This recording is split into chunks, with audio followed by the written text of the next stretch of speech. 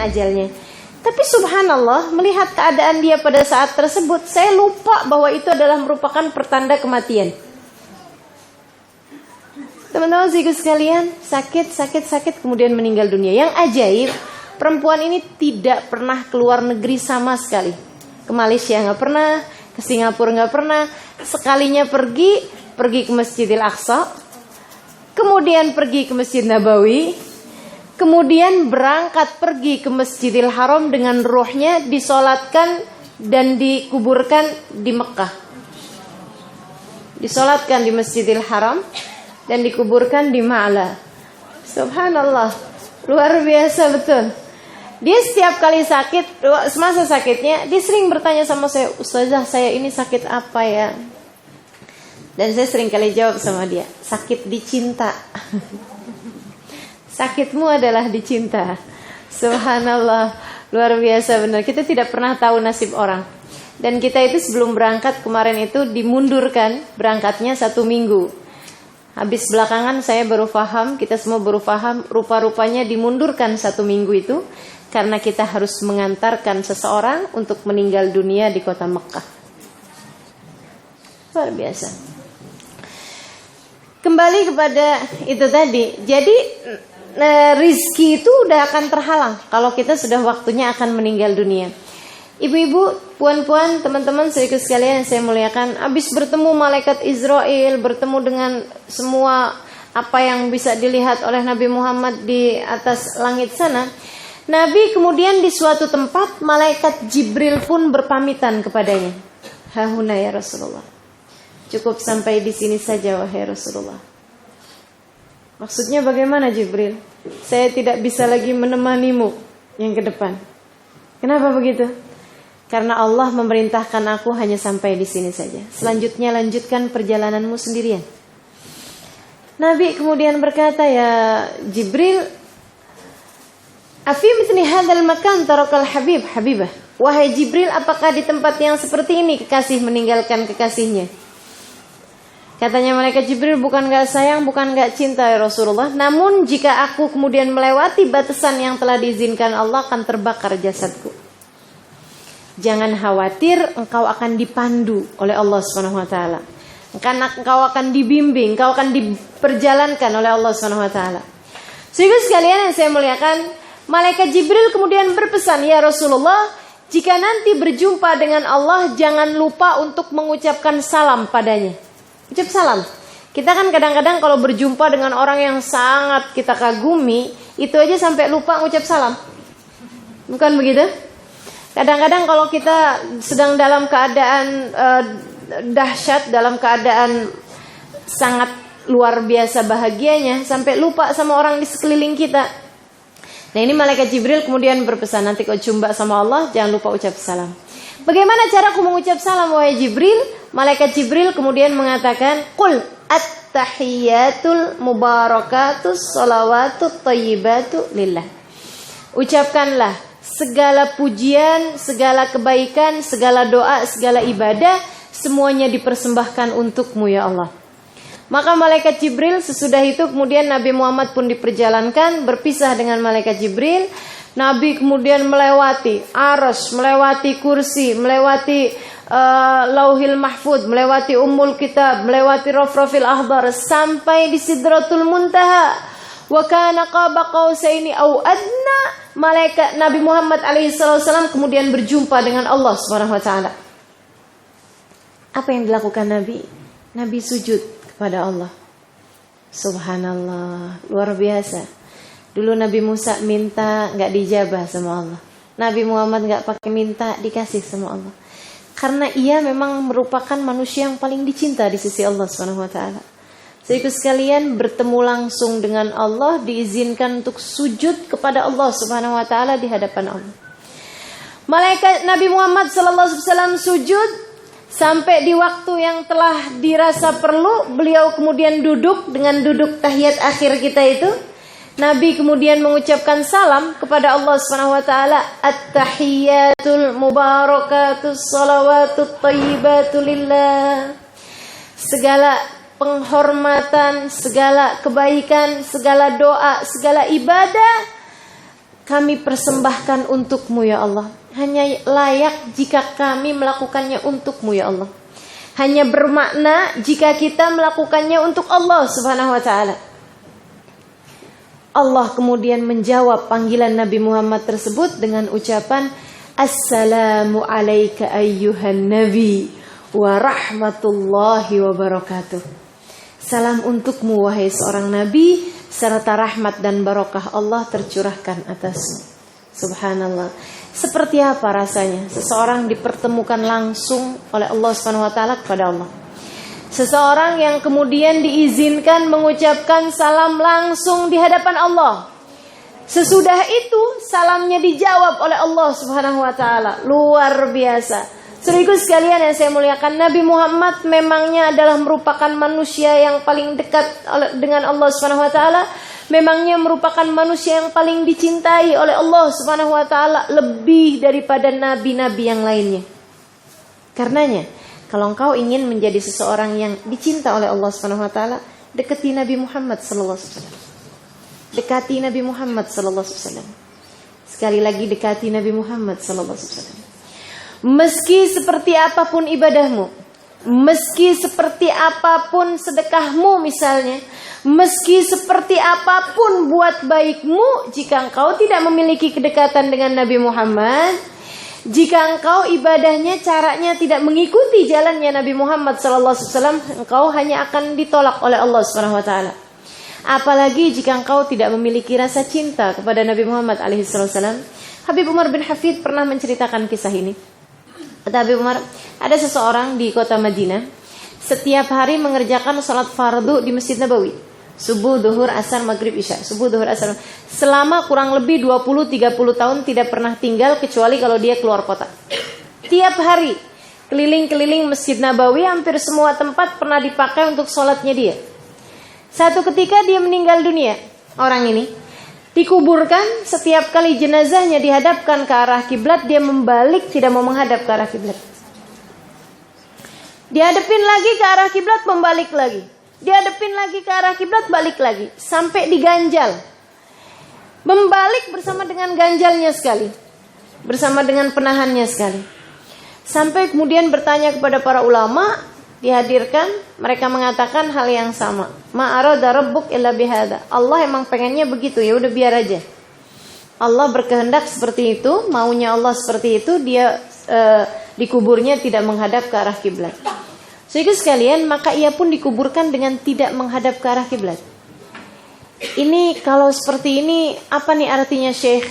Syekh tersebut mengatakan artinya dia tidak mukmin di hadapan Allah. Bukan orang muslim di hadapan Allah Subhanahu wa taala. Orang semua kaget karena semua tahu bahwa orang ini adalah orang yang 30 tahun setiap hari subuh, duhur, asar, maghrib, isya sholatnya di Masjid Nabawi. Silakan ditanyakan kepada istrinya. Katanya Syekh tersebut, apa sebabnya kira-kira? Istrinya kemudian menjawab, suami saya itu memang setiap hari sholat di Masjid Nabawi, akan tetapi tidak pernah sekalipun berziarah ke makam Nabi Muhammad. Jadi tiap hari di Masjid Nabawi, dia pikir kemuliaan Masjid Nabawi tersebut adanya pada dindingnya mungkin, adanya pada tiang-tiangnya mungkin, yang bahkan semuanya baru kalau dilihat daripada zamannya Nabi Muhammad alaihissalam. Dia lupa bahwa kemuliaan Masjid Nabawi ada pada nisbatnya dengan Nabi Muhammad, ada pada kedekatannya dengan Nabi Muhammad sallallahu alaihi wasallam, yang bahkan menjadikan seluruh ulama sepakat bahwa Raudhatus Syarifah, tempat yang di sana dimakamkan jenazah Nabi Muhammad alaihi salatu wasallam, adalah tempat yang lebih Allah cintai, bahkan mengalahkan arsy dan kursinya Allah Subhanahu wa taala. Saudariku sekalian yang saya muliakan, mengalahkan Sidratul Muntaha, mengalahkan Rafrafil Ahdar, tempat yang di sana terdapat jenazah Nabi kita Muhammad alaihi wasallam. Saya pernah satu ketika ada seorang sahabat, seorang teman bawakan kepada saya satu buah botol kecil, di dalamnya terdapat serbuk-serbuk semacam tanah atau serbuk apa gitu ya. Dia kemudian bilang sama saya, Ustazah Limas silahkan cium. Saya kemudian cium, coba tebak apa? Saya bilang, mungkin serbuk gahru, serbuk kayu gahru gitu, atau sesuatu yang wangi sekali. Saya bilang coba lagi. Wah, wanginya memang luar biasa, lembut tapi wangi sekali. Sampai sekarang rasanya saya masih bisa membayangkan wanginya itu seperti apa. Dia kemudian bilang, Ustaz Halimah mau tahu ini apa? Saya bilang, apa ini? Ini adalah tanah yang diambil dari kuburan Nabi besar Muhammad alaihissalam di zaman yang dulu. Nah, itu bisa bikin tanahnya wanginya luar biasa. Saudariku sekalian yang saya muliakan, apapun kalau dekat dengan Nabi Muhammad alaihissalam menjadi dicinta oleh Allah Subhanahu wa taala.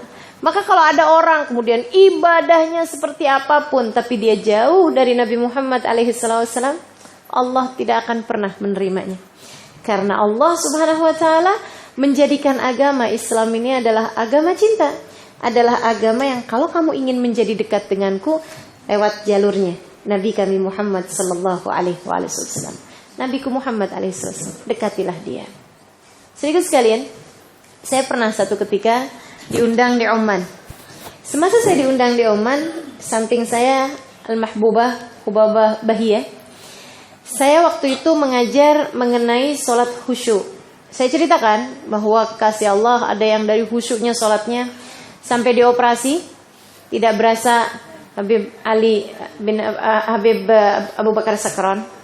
Ada juga yang dari kehusyuan sholatnya sampai dengan rumahnya kebakaran tidak berasa, Sayyidina Ali Zainal Abidin. Ada juga, jadi saya ceritakan tentang sholat khusyuknya hamba-hamba mulia di sisi Allah, para wali-walinya Allah Subhanahu wa taala. Saya sedang berceramah, memberi tausiah seperti itu, sedang mengajar, mikrofon saya diambil oleh Hubabah Bahiyah.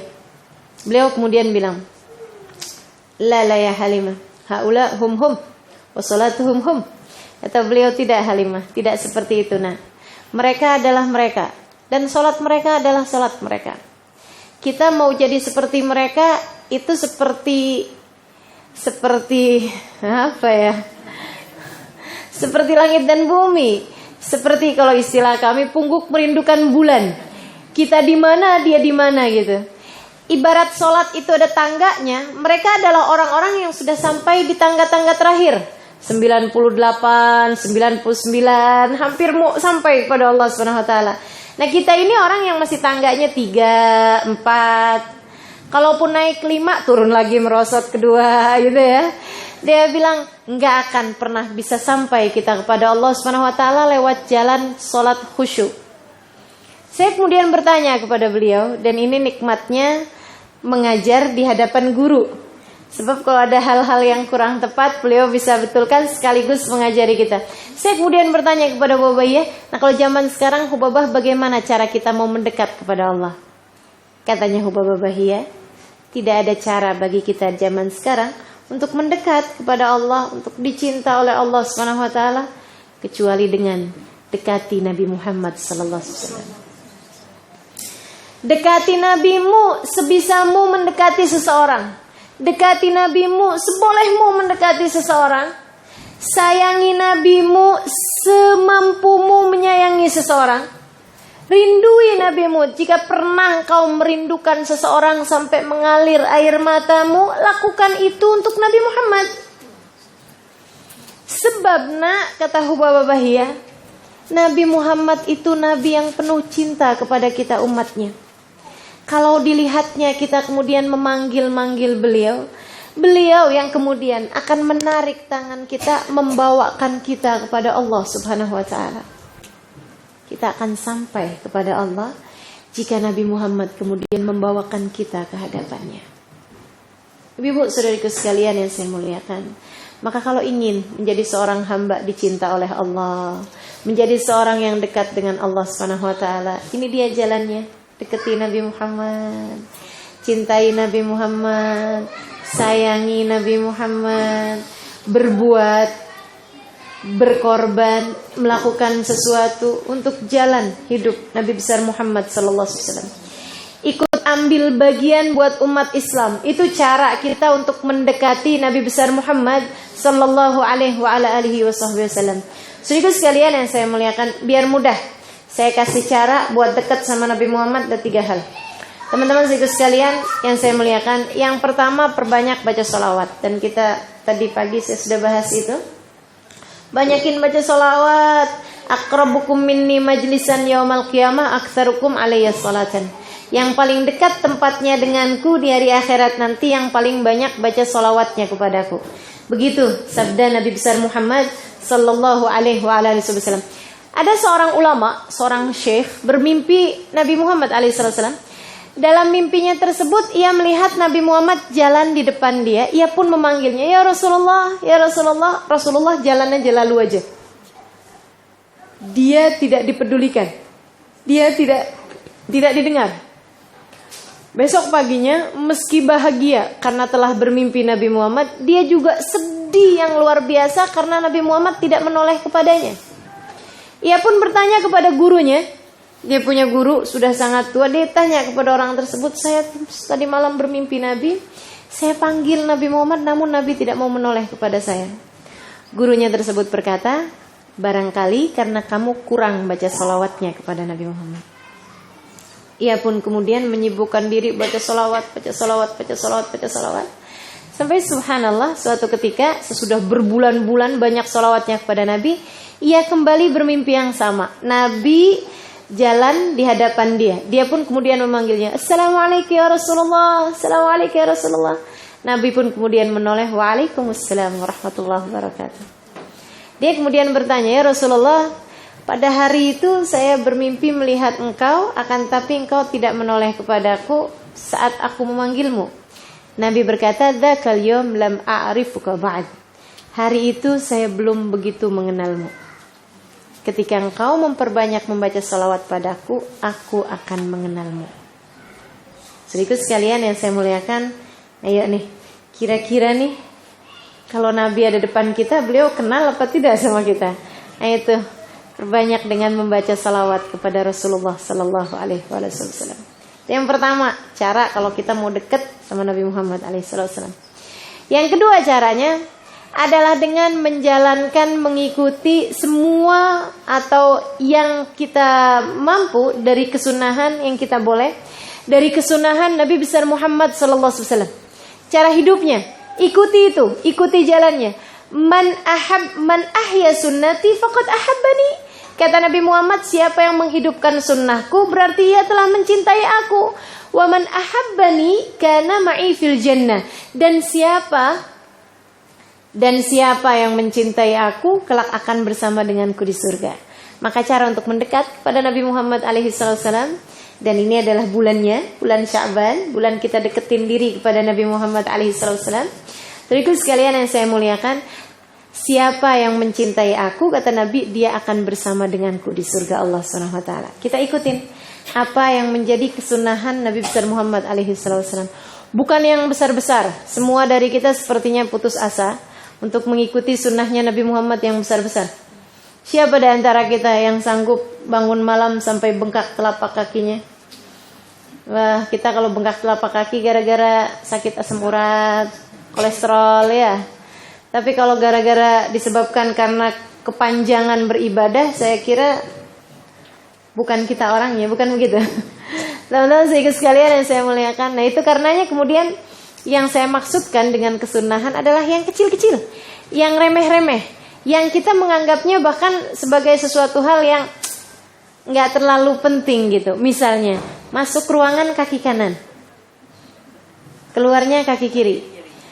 Masuk rumah dengan mengucap salam, gitu ya, dengan mengucap salam, keluarnya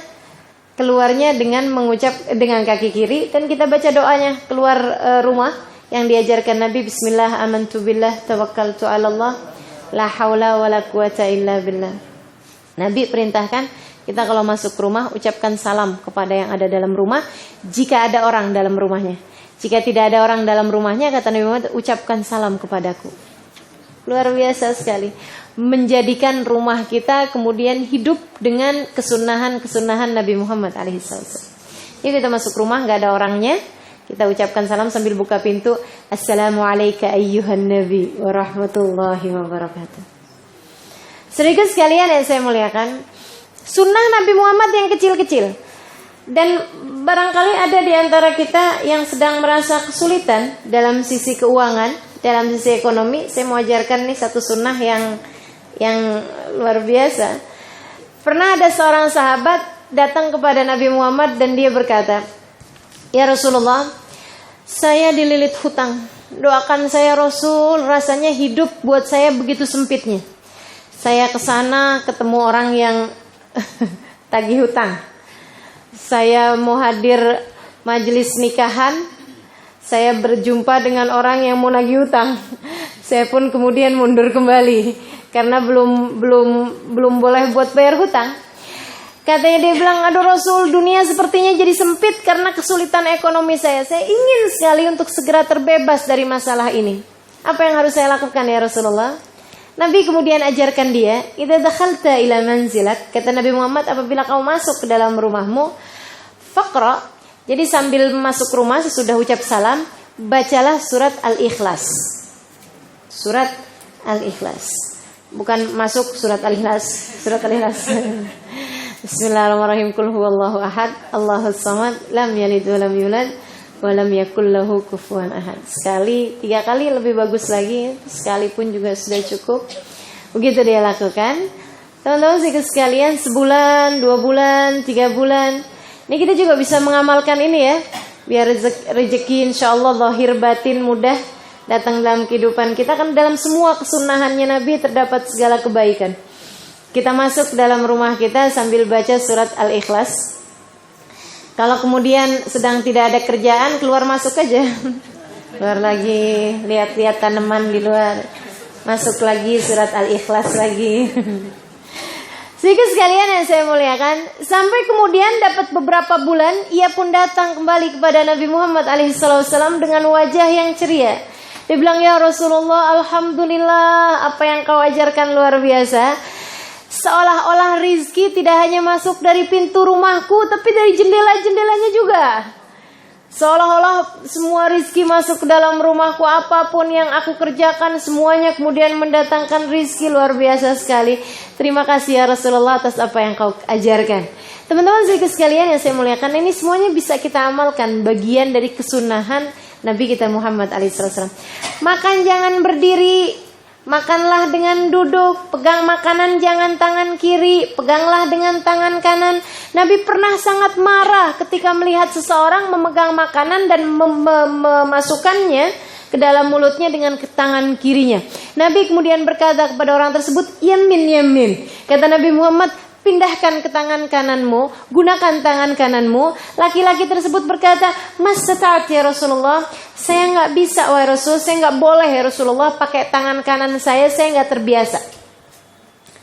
Dengan kesombongan, Nabi kemudian berkata lagi kepadanya, "Yamin," kata Nabi Muhammad, "gunakanlah tangan kananmu nak."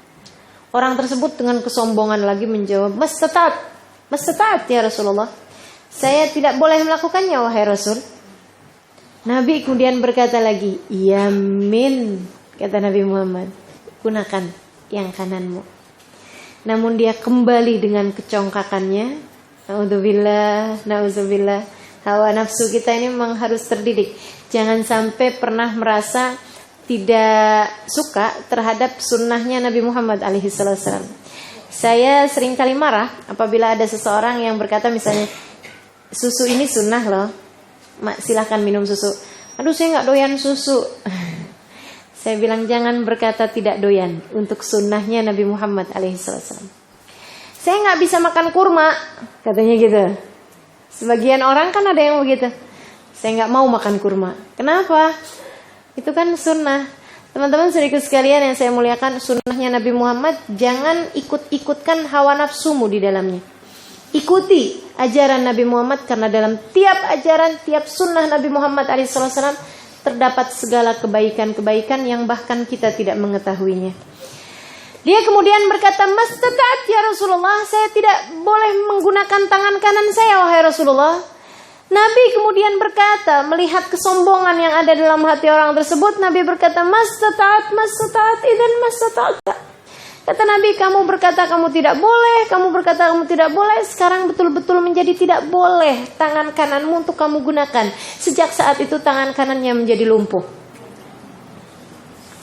Saudaraku sekalian, Nabi pernah juga melihat ada orang yang makan kemudian dipanggil oleh kawannya, ya.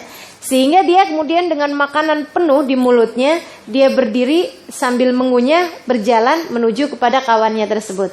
Nabi kemudian berkata, "Ijlis," kata Nabi Muhammad, "duduklah dulu sampai kamu selesaikan makananmu tersebut."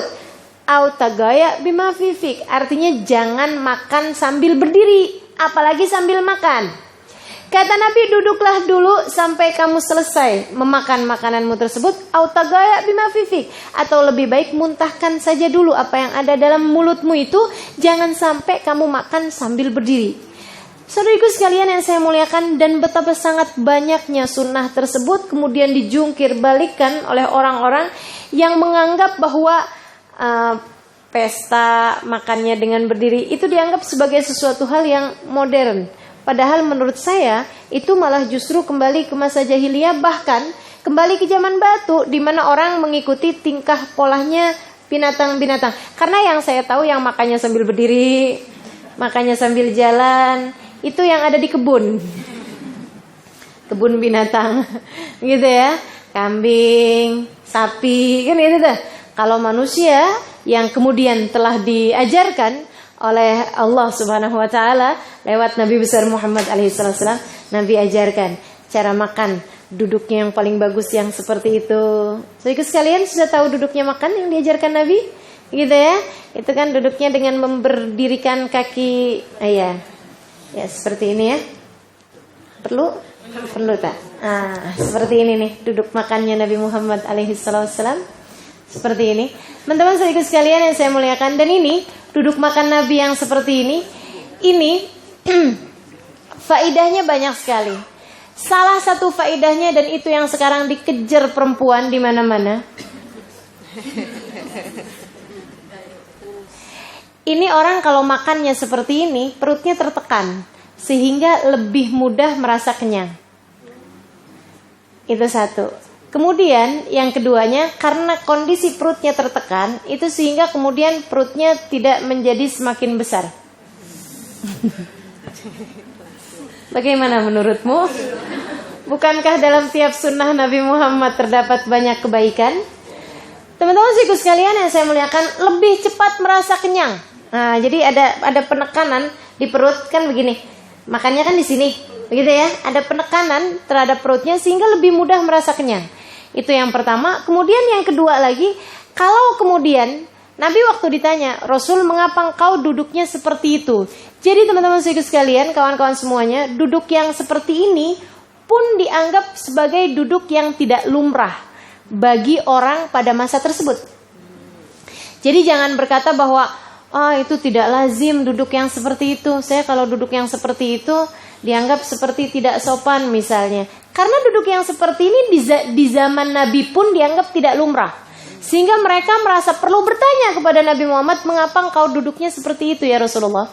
Nabi kemudian berkata, katanya Nabi, "Hadza jalsat akilul abad." Ini adalah duduk makannya seorang budak. Wa ana abad inda maulaya, dan saya adalah budak bagi Allah Tuhan saya. Saudariku sekalian, kita kalau duduknya seperti ini kalau dipanggil sama majikan, kalau budak ya, kalau dia budak dipanggil sama majikannya cepet bangunnya. Coba aja dicobain. Halimah, set, udah langsung berdiri. Cepet sekali berdirinya, gitu kan?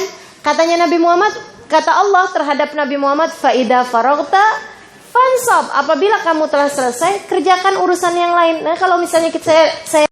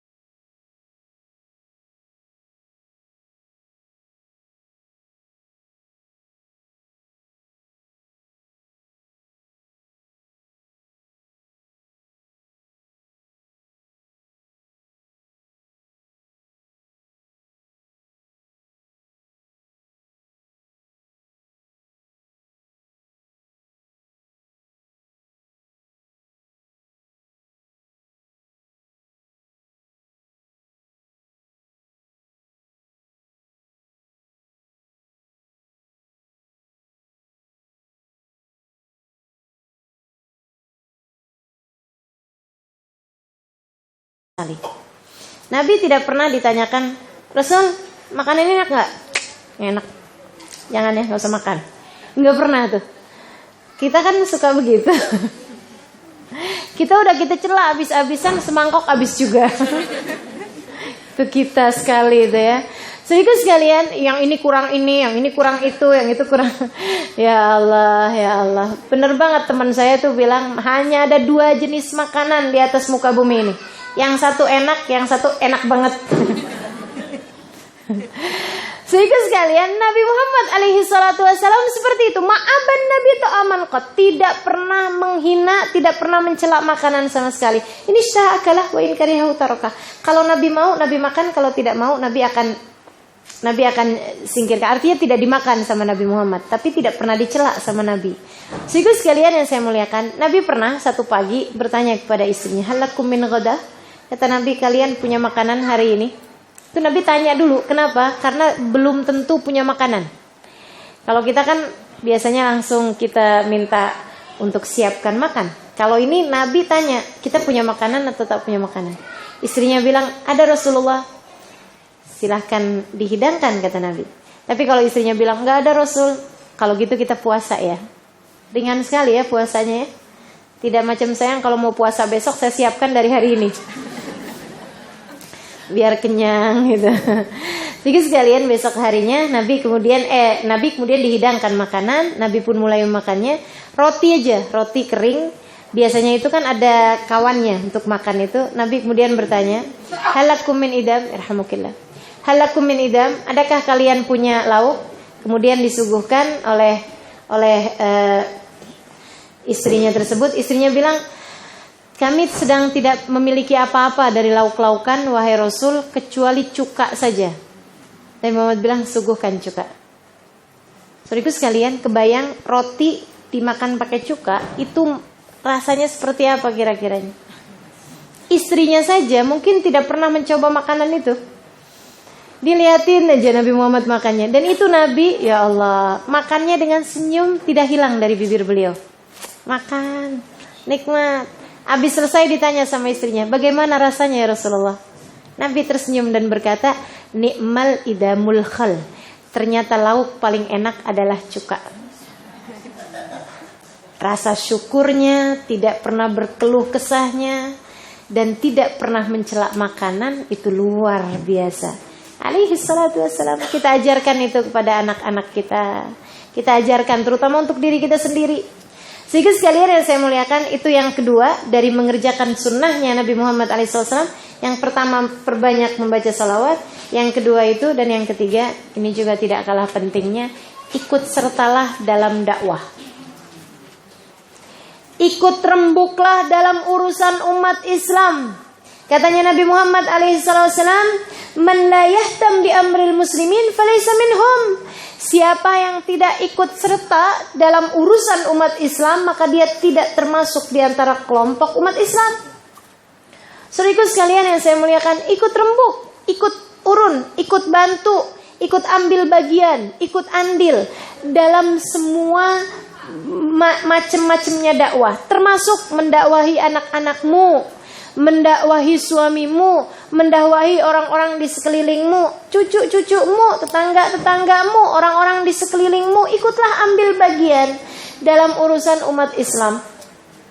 Ikutlah ambil bagian dalam urusan umat Islam. Sehingga sekalian, Sayyidina Ali bin Abi Thalib dulunya adalah seorang petarung handal.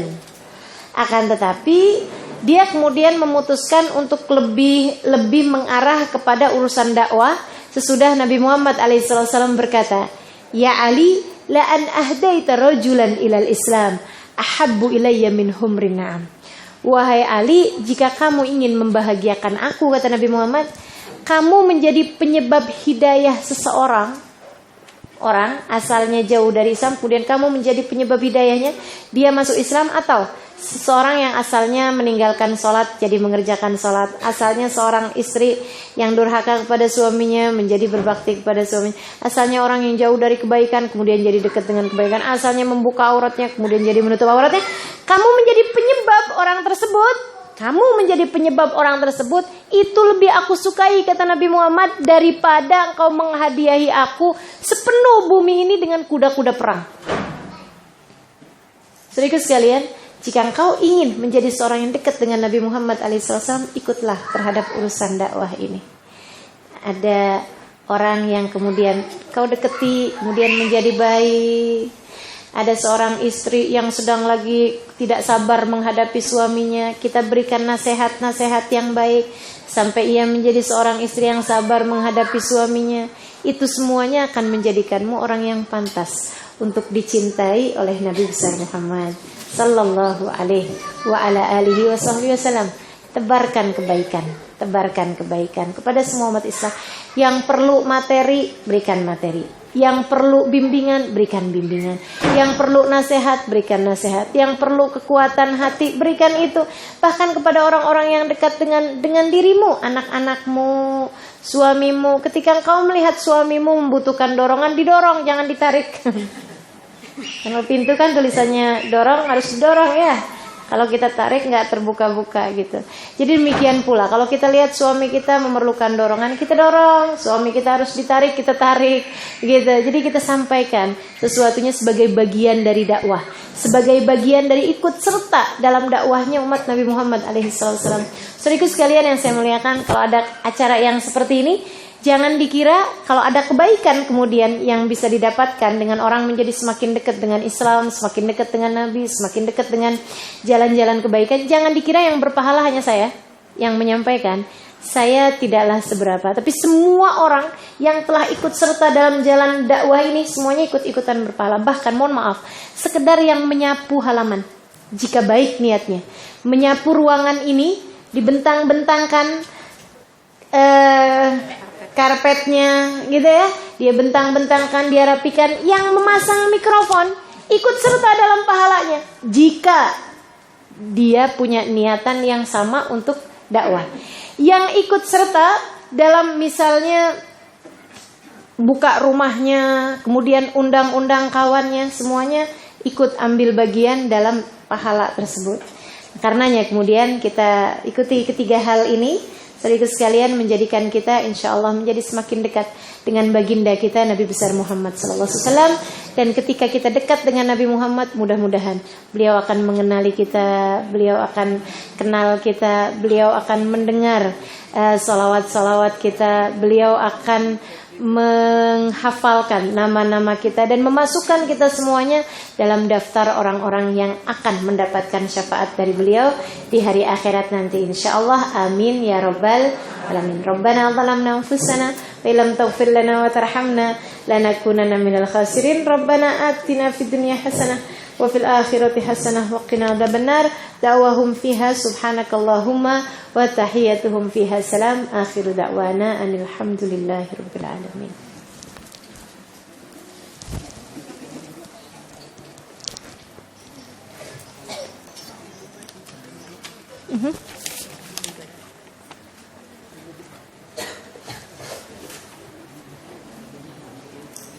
Ya. Mohon doa untuk kelahiran cucu baru cucu baru lahir semalam. Nama ibunya Sherry Umaira, nama ayahnya Saleh Muhammad Bamad Haj. Nama anaknya belum dikasih nama ya. Baru semalam. Masya Allah. Sherry Umaira dan Saleh Muhammad Bamad Haj, nama ayahnya. Kita doakan anaknya laki-laki atau perempuan? Perempuan. Kita doakan mudah-mudahan menjadi anak yang soleha, menjadi anak yang merupakan kebanggaan orang tuanya dunia hingga akhirat, menjadi umat Nabi Muhammad SAW yang diridhoi oleh Allah, disayangi oleh Nabi Muhammad, dan jadi anak yang bernasib yang baik insyaallah. Ala hadhihi niyah, sehatkan badannya, panjangkan umurnya, dikaruniakan segala kebaikan-kebaikan dalam hatinya. La hadhihi niyah wa ila hadratin Nabi Al-Fatihah.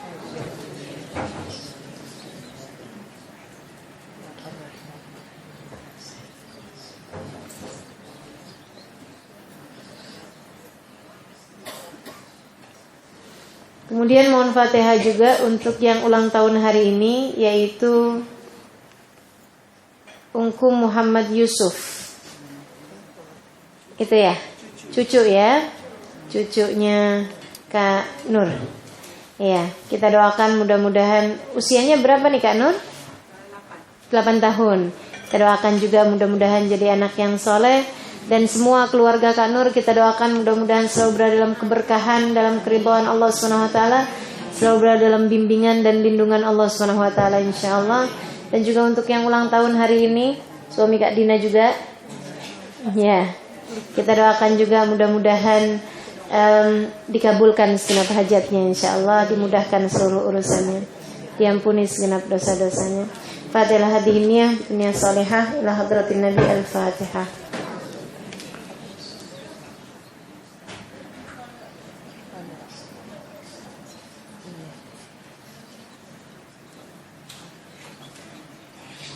Yang ketiganya ada saudara yang sedang sakit supaya sehat, dapat menunaikan ibadah puasa dan amalan seterusnya. Kita doakan yang sedang sakit-sakit dan kita semuanya juga nih yang ada di tempat ini. Mudah-mudahan Allah karuniakan kesehatan yang sempurna sampai dengan kita menjalankan ibadah puasa dengan cara yang paling nikmat insyaallah. La hadhihi wa ila hadratin Nabi Fatihah binatu syifa ajilan la yughadiru saqaman wala alama wa ila hadratin Nabi al-Fatihah.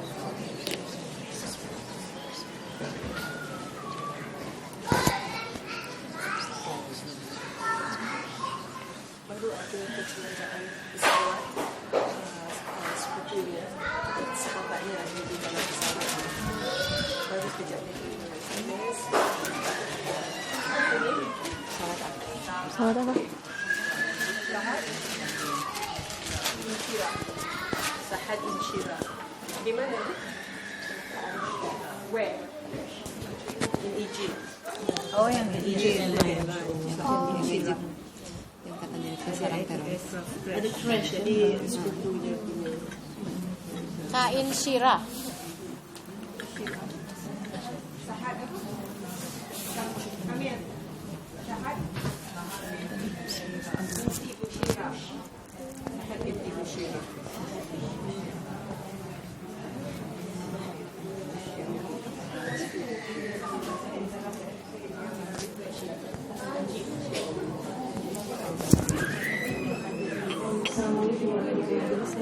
Ada pengumuman malam ini ada Ustazah Halimah lagi. InsyaAllah doakan Ustazah Halimah kuat walafiat, InsyaAllah sehat ya. Malam ini pukul 9 di Masjid Taman Sri Pulai Perdana. Tahu di mana? Boleh hubungi sebelum Google Maps atau kalau nak alamat yang tepat juga saya. Itu topik adalah Suri Rumah Mencetus Rumah. Topik ini macam tu. Dan ada pesan juga daripada Aunty Yasmin. Tadi dia terpaksa keluar, Aunty Yasmin. Dia kata dia minta tolong Talibatul Ain Group tolong datang ke majlis ni malam InsyaAllah. Dan ada lagi pengumuman, minta maaf, di belakang kita ada bawa CD-CD Ustazah Halimah. Ada 7 jodoh, 7 topics yang CD dia ada di belakang. Alhamdulillah kita dah reprint satu range 5 topik tu dah habis semua kat dia. Kita dah reprint kedua kali. Siapa yang ada, you can play dalam kereta ataupun download dalam iPhone atau Samsung internet ataupun komputer. Dan juga buku Ustazah Halimah, Pilar Cahaya dan Muhasabah Cinta dan Bidadari Bumi. Siapa yang tak ada kopi, please jumpa ahli Jabatan Kuasa Raudah di belakang. Dan insyaAllah kitab tu bermanfaat di dunia wal akhirat. Diberikan juga untuk anak-anak kita ataupun kita punya office mates. Dan siapa yang bertutur bahasa Inggeris, ada juga buku-buku tentang Imam Syafi'i dan Imam Ghazali. Very light, readable books, very interesting. Yang ada jual kat Borders, off and on. Kadang dia tak buat promotion. So it's a very good book. Imam Afuz daripada Sydney pun bawa like 200 books to Australia tentang Imam Syafi'i. Ada juga dijual di belakang. Kita minta tolong sokongan insyaAllah untuk majlis atau aktiviti Tiga Raudah, aktiviti berdakwah. Dan juga kita lagi buat projek buku Ustazah Halimah, translating Bidadari Bumi daripada Malay into English. That's a book project. Kita memerlukan funds for that. Please support us. Syukran, jazakumullah khairan jazak.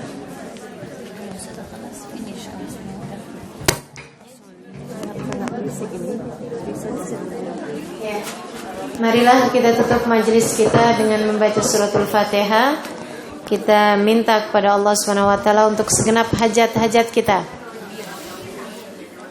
Saya yakin semua yang di sini punya hajat.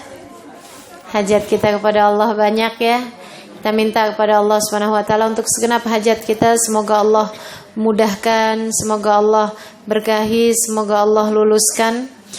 Mudah-mudahan yang sedang ada kesulitan Allah angkat kesulitannya, yang sedang sakit Allah angkat penyakitnya. Mudah-mudahan yang sedang ada permasalahan Allah berikan jalan keluar atas segala permasalahannya dengan berkahnya Nabi besar Muhammad sallallahu alaihi wasallam dan dengan berkahnya majlis insyaallah. Al-Fatihah biniyati anna Allah yaqdi lana jami'al hajat. Silakan sebutkan hajatnya masing-masing.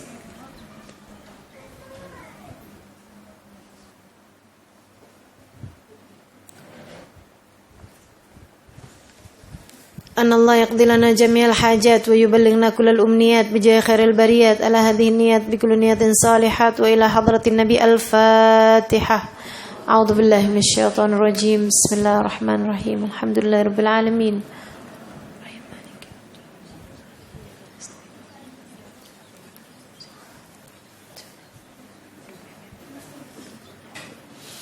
اللهم بحق الفاتحة بحرمة الفاتحة بركة الفاتحة أن تفتح لنا أبواب الخير تؤمن لنا معاملة أهل الخير تكفينا من جميع الفتن والمهن بؤس وضير إنك ولي كل خير متفضل بكل خير برحمتك يا أرحم الراحمين. اللهم إنا نسألك زيادة في الدين وبركة في العمر وصحة في الجسد وسعة في الرزق توبة قبل الموت وشهادة عند الموت ومغفرة بعد الموت وعفوا عند الحساب وأمانا من العذاب ونصيبا من الجنة ورزقنا النظر إلى وجهك الكريم. اللهم بارك لنا في شعبان وبلغنا رمضان ويعيننا على الصيام والقيام وقراءة القرآن وقنعنا بالقليل من الطعام والمنام والكلام. اللهم بارك لنا في شعبان بلغنا رمضان وأعنا على الصيام والقيام وقراءة القرآن وقنعنا بالقليل من الطعام والمنام والكلام. اللهم سلمنا من رمضان وسلم رمضان منا واجعلها متقبلا عندك يا كريم يا رحمن يا رحيم واجعلنا من أتقائه ومن تلقائه ومن قضائه من النار. وصلى الله على سيدنا محمد وآله وصحبه وسلم والحمد لله رب العالمين. Taqabbalallahu minna wa minkum taqabbal ya karim. Terima kasih atas segala perhatiannya.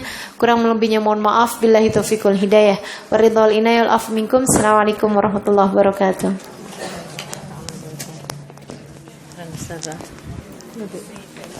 You can do it.